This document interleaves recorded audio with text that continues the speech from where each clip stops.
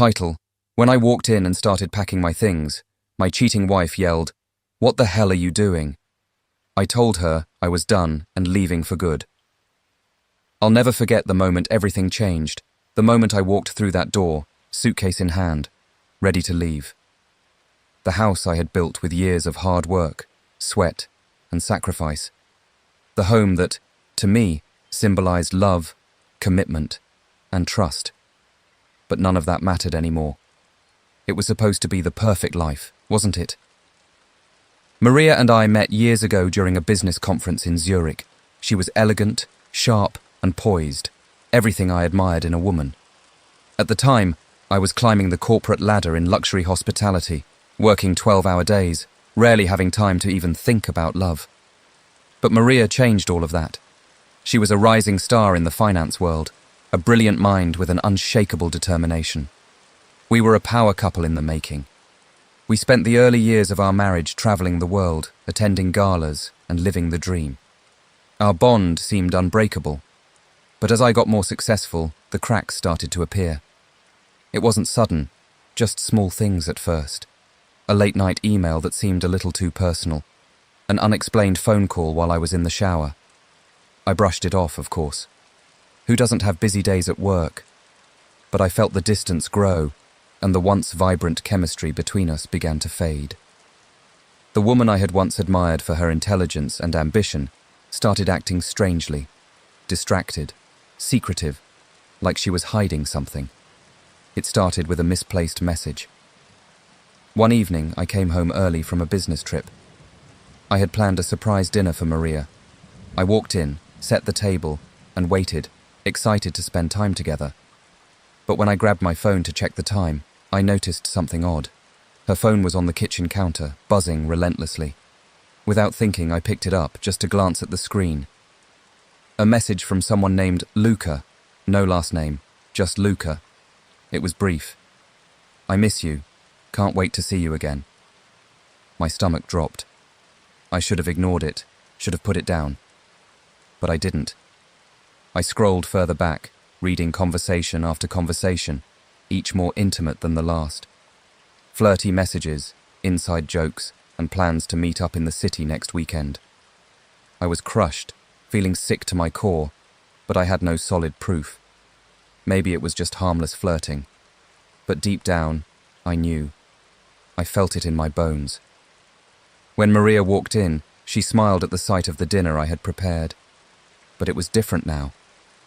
That smile felt fake. She didn't even notice the tension in the room as she kissed me on the cheek. We ate in silence, the air thick with unspoken words. The next few weeks felt like I was walking through fog, everything slipping out of focus. I started paying attention, watching her every move. It wasn't paranoia, it was instinct. I knew something was off. I began tracking her routines, asking her questions about her day. Each time she gave a little too much detail, almost as if she was rehearsing her story. Then, one evening, I found something that broke me completely. I was going through the laundry, folding clothes. I noticed something strange, an unfamiliar scarf, a soft, luxurious one I had never seen before. It was draped across the back of a chair in our bedroom, as though it had been left there in a hurry. I picked it up, running my fingers across the fabric. It wasn't just any scarf, it was something exclusive, a brand I had seen in Milan on our trip last year. And yet Maria hadn't bought it.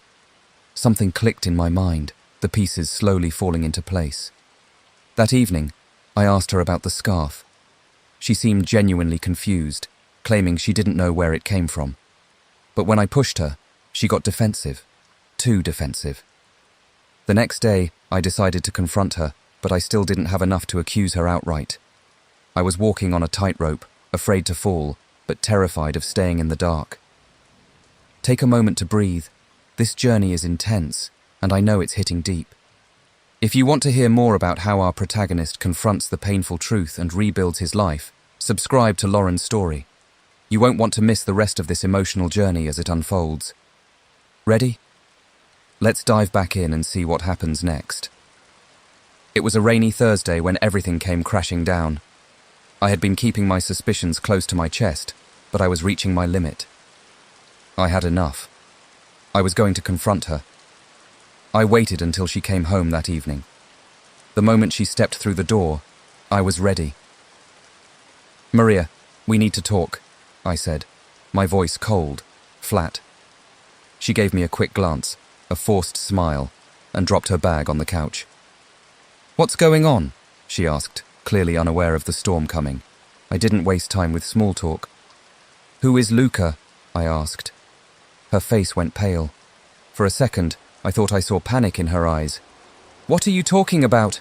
she stammered. I repeated myself, this time with more force. "Who is Luca? Why were you texting him? Why is his name all over your phone?" She hesitated, and then, as if she realized the jig was up, she sighed and sat down. "It's nothing, I swear," she said, her voice shaking, but I could see the cracks in her composure. I was lonely, okay?" The words hit me like a slap across the face. Lonely. After everything we've been through. After all these years. My voice trembled with anger and disbelief. I couldn't believe she was admitting to it so casually.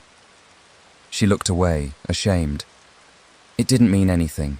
You were always gone, always working. And Luca, he was there for me. He understood me when you didn't." My heart was breaking, but I wasn't going to let her off easy. "So you think I don't understand you? I was building our future, Maria. For us. And this is how you repay me." I wasn't going to beg. I wasn't going to try to fix something that was already broken beyond repair. But I wasn't going to leave without making her understand the consequences of what she had done. I spent the next few days thinking. I made my plan. I knew what I had to do, and I was ready. I didn't just want to walk away. I wanted her to feel what I felt, every ounce of betrayal, every second of anguish. I wasn't going to leave without leaving a mark. It was that Saturday when everything came to a head. I had spent the morning packing, slowly, deliberately. My things were scattered across the room, clothes, books, photos. Maria was out at lunch with her colleagues and I knew I had the house to myself. Just as I was finishing, I heard the front door open. Maria's voice floated up the stairs. "Hey, I'm back," she called. I stayed silent. My heart was pounding. This was it. She walked into the bedroom, expecting to find me on the couch, maybe watching TV. But when she saw the suitcase by the door and the empty closet, her face turned white. "What the hell are you doing?" she yelled. There was no fear in her voice, just anger. I stood up, meeting her gaze for the first time in days. "I'm leaving, Maria. I'm done. For good." Her face twisted in confusion, then anger. "You can't just—" I cut her off. "No, I can't just keep pretending like nothing happened. You've made your choices, and now I'm making mine." Her eyes filled with tears, but they didn't make me feel anything. I was done with the lies, the deceit. I had loved her once, but now all I felt was a hollow emptiness. "I'm leaving, Maria, and I'm never coming back."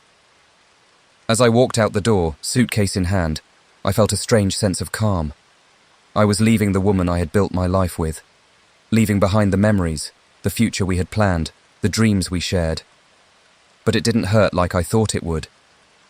The pain of betrayal had burned all the emotions away. It was over, and I was free. Sometimes, the hardest thing isn't the betrayal itself, it's the moment you realize you're worth more than the lies. Thank you for being a part of this story with me. If it moved you, please give the video a thumbs up and consider subscribing to Lauren's story. I've noticed many of you who enjoy these stories aren't subscribed yet. By subscribing, you're not just following a channel, you're becoming part of a community that values deep, meaningful storytelling. Let's continue exploring these heartfelt journeys together. Don't forget to click the notification bell so you won't miss our next story.